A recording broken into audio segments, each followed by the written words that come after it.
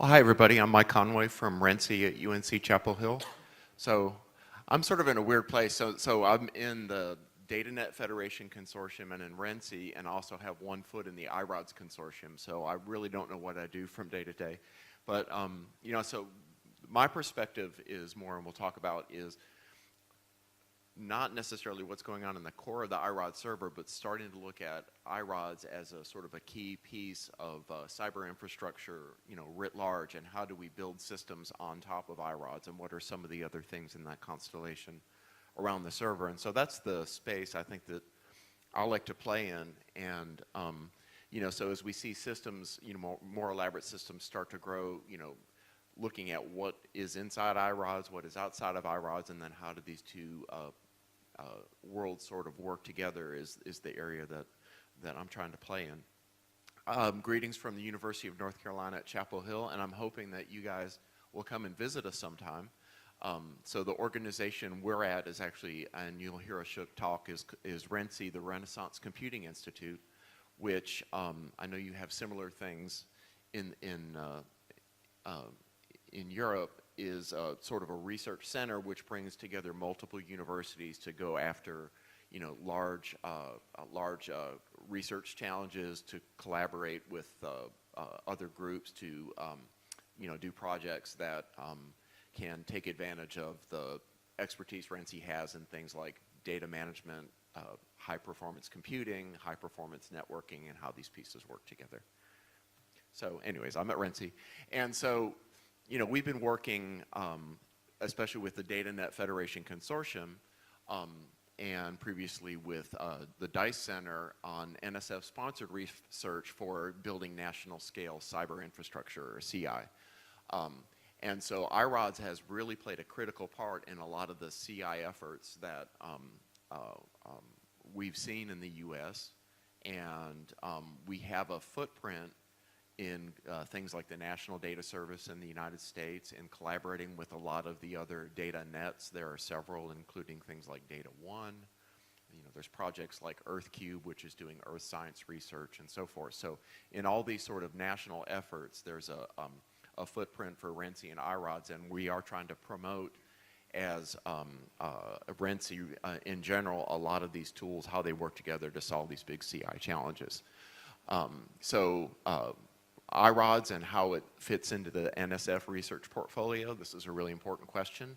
And what's key is to apply these policy management principles to multidisciplinary research. So this idea, like if Regan was here, and you'll hear about him later, he would always say that iRODS is important because you can use policy to characterize the data management environment of your particular domain.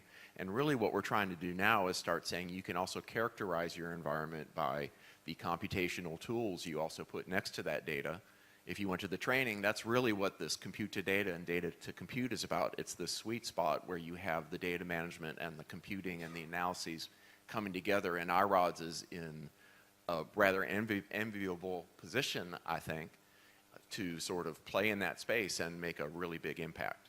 So it's that, but you can also, again, characterize your cyber infrastructure by the sort of metadata schema you use and how you discover data. And so as you think about metadata templates, what we're really talking about is taking that other dimension of CI and sort of bringing it into sort of a rubric or a framework for understanding and carrying out these kinds of projects. So I don't want to steal anybody's thunder, but I know we'll hear, for example, from Ashok on the Brainy project, which is an application of a lot of these principles to a very interesting area of brain research. And then Nirav and the folks from Cyverse over in Arizona will also be flying in to tell us about interesting developments and interesting news, maybe to some of you. And the Cyverse UK folks are here somewhere, aren't they? Hi, I want to talk to you guys later. That's, you know, the main value of this is I can say words and you guys go, well, that's the person I need to talk to or yell at or something like that. So at least, hi, it's Cyverse UK, and we'll be interested to hear what you guys are up to. But this kind of fits in this whole CI model. So I don't want to steal any thunder. So we have this expression, dog fooding, eating your own dog food. So a lot of what RENCI is doing is building software to do data-driven research, but now also turning around and taking the software that we think we built and now trying to apply it to our own projects. So within RENC now, we're really embracing the technology we're building and starting to apply it, if you will, to other projects. So things like Brainy, things like, you know, there's some other announcements that RENC has just made about some new applications of this very infrastructure. So this is a slide of some of the people that were in the Datanet Federation. And so what we want to do is take now some of the things we've learned about cyber infrastructure and start packaging them, hardening them, and creating sort of cafeteria-style deployments of capabilities and services along with iRODS in a constellation that can be used to solve CI problems. And this is an area where we're all sort of doing this and coming up with some really great solutions. How can we start, you know, arriving at some standards with sort of this policy management concept at the core to drive it? Okay, so, you know, Jason talked about we're really interested in the V5 API. So really what that's about is currently with language libraries, everything is boutique implementations of the iRODS protocol. And so we spend way too much time in our weeds trying to figure out how to format packing instructions and map API numbers and so forth. So the idea with Protobuf or Avro is to create a standard representation of the network protocol that iRODS uses, and then be able to generate a language level bindings for, pardon me, different client libraries. So it takes away a lot of the headaches and as much of the validation that we can drive into the network protocol. That's a bonus, both in terms of stability of programs as well as security. Another big bonus is going to be a lot more languages can be easily supported. And then another huge thing is iRODS, as it was originally designed, had sort of an inversion of control where the client was way too much in control or had to deal with a lot of things. And so very wisely, I mean, these guys have done an awesome job, Jason and crew, with where they've taken iRODS, is this idea of making the protocol much more coarse-grained to eliminate the chattiness that currently exists in the protocol. And again, make it easier to generate these language level bindings and have, for example, query parsing right now is done in the client, which is insane. So now with jQuery v2, this is very important, is you just send a standard representation, and all the sort of parsing and marshalling of the query data is actually going to happen on the server where it belongs. So you'll see boosts in performance, boosts in scalability, clients get thinner and thinner. Okay. So we're preparing for the V5 API. We're very interested in this pluggable transport now. And again, the concept there, Jason, if I can, is the idea that you can have sort of default protocols that iRODS can provide, but there's no reason that a vendor or somebody cannot provide, for example, a remote blast UDP kind of implementation of a protocol where you can negotiate, as we do now with SSL, and the server and client negotiate, here's my capabilities, and then iRODS steps out of the way, lets a high performance transfer occur, and then steps back in after the transfer is over to do the iRODS things. So, you know, how can we get iRODS out of the way? How can we make it pluggable and have it focus on the things it does well? So I mostly work in the Java space. I did also do the PHP and the Python some. But again, there's too many balls to juggle, and so we've dropped some of those balls right now. But so I am working on a clean room jargon 2 that we're starting at the very core of the network layer, looking at NIO as well as standard IO. So some of the things we're looking at, pluggable frameworks for different sort of IO transport, including being able to support V5 API. We actually already have this before in the iDrop client, which we kind of stepped away from a little bit, but the ability to also extend policies down onto the client. And we just revived this for the Brainy project, where we're pulling large-scale images off of optical microscopes, where you can actually write policies that do things like gather additional data, calibration data, gather information about the file system as rules that run on the client and talk to iRODS. So there's going to be policy enforcement points in there. Again, NIO and standard IO support. We're also going to JMX, for those of you who are familiar. So there'll be a lot of visibility of the tuning parameters. So we want to be able to really get,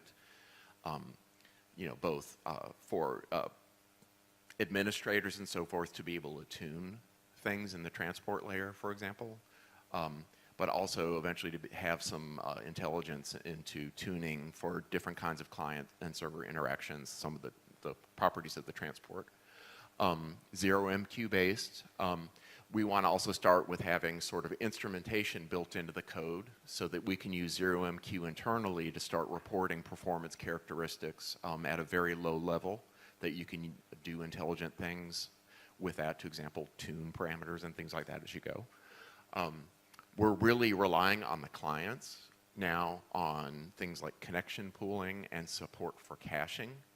There are lots of things like the client hints API or some of these negotiation things. How much can we negotiate and cache and even share in a distributed fashion between things that are talking to iRODS so that we can avoid, again, chattiness, so we can boost performance even further. So our perspective, or my perspective, is more to focus on thin. So we want to have, yes, language level libraries that don't have any dependencies, except for being able to talk to the v5 API. So everything is all about the network transport.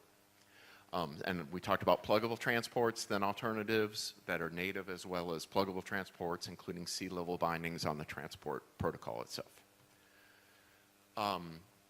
Service interfaces. So we're going to Swagger because it's easier for folks to test and look at and understand the API as it exists versus a PDF that is written in Markdown or something, which we have now, which is terrible. So we want to have standardized REST interfaces, not only for iRODS, but also to start defining common CI services like analyses, notification, messaging, sharing, and so forth. So how can we express these as REST API? So people can be clients of these REST API, but also iRODS can start becoming a sort of a first-class client of other services. So getting really much better at being a REST client from the iRODS side out is important. So we're looking at sort of share nothing microservices architecture for a lot of this constellation of services, and being able to find components you want, like a notification system you can plug in, or ways of doing compute to data, data to compute, represented in share nothing microservices, and being able to use things like Kubernetes to deploy scalable services that service protocols and things like that. Another thing that's important is to start really thinking about a canonical HTTP referenceable URI for everything in iRODS, specifically to support linked open data. One of the things that's coming out of DFC, for example, is a lot of extended metadata support to have structured metadata in iRODS to link between objects and link to the outside world and present things like linked data platform. Metadata templates, indexing framework, and virtual collections. We don't have a ton of time to get into this, but the whole idea is that you can structure metadata, keep it in iRODS with the solid sort of policy managed preservation, project parts of your iRODS catalog, your metadata, out into indexes in the world, and then be able to create collections that can reference, for example, do an elastic search, get a listing, and have that appear as a coherent collection within iRODS. I'll finish with one story, which is one of the things that's going on in the States right now is this big data hubs effort, where they're trying to build constellations of data sharing, like a data fabric through the US, but focusing on the partnerships around that data. So I went to the Northeast Data Hub conference, and I was really struck because it wasn't developers, it was all lawyers, like Manhattan lawyers. So the big key here is the federations that Terrell was talking about, but the ability to have groups sharing, creating collections that appear cohesive and whole through virtual collections or jQuery v2, but they're in federations, but they're be able to have each side of a party who owns part of this collection be able to enforce management policies and audit those policies at each specific storage location.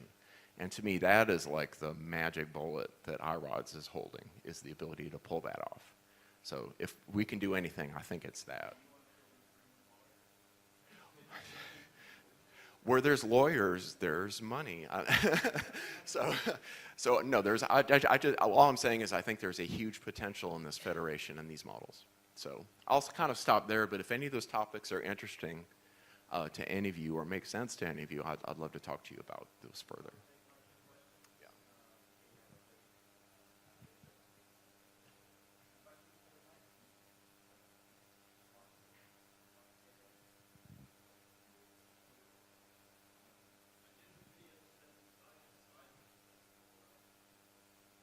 Sure. So, you know, the whole idea is, you know, for key operations, I'm putting data, I'm getting data, I'm replicating, copying, moving. So you can have a policy enforcement point before one of those operations. You can have policy enforcement points before each file that is put. So for example, before you put a file, you could do things like encrypt it and send it. You could do things like put a file and then gather local system metadata and decorate that file on iRODS with AVUs. You know, you could do post-transfer, you could do any kind of accounting you wanted to do after a transfer is over between the client and iRODS, you know, beyond checksumming. You know, so it's, these are not sort of heavyweight things, but if you think about the coarse-grained operations, put, get, so forth from the client perspective and just the ability to, you know, for us, mostly right now, it's about gathering extra metadata that's available either from interrogating sensor, like what's the settings of this microscope, and being able to just automatically have clients send that to iRODS. Yeah. Well, the way we're doing it right now is we just created like a DSL on the client, so you can essentially put small scripts into the client so that you don't have to hack the code in order to add extra capabilities like this. Instead, you just put some scripts in a file in a known place, and then those scripts are dynamically interpreted and run on the client at those policy enforcement points by sort of inheriting a sort of a simple framework of microservices with like a context injected into each service. What am I doing? Who am I talking to? And so forth. So it's actually very lightweight, but it's actually very powerful because then you don't need a custom client if you just want to get this extra metadata. So, but there's some power there. Yeah. Yes.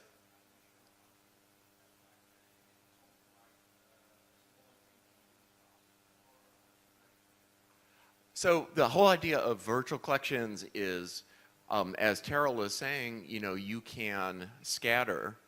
If somebody adds metadata to iRODS, you can send AMQP messages that say this AVU was added, and you can have an indexer that will add that as RDF into a triple store, for example.